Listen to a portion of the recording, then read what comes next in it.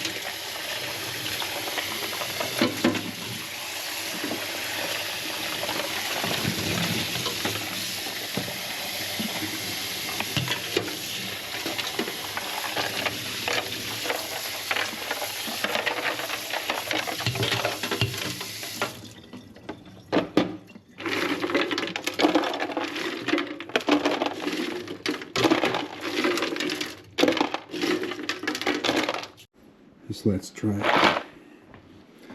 Let's give it a shot.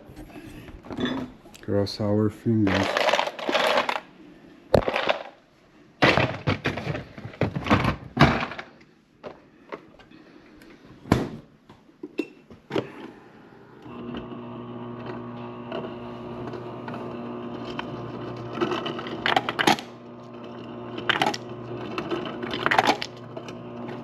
It's dropping the ice.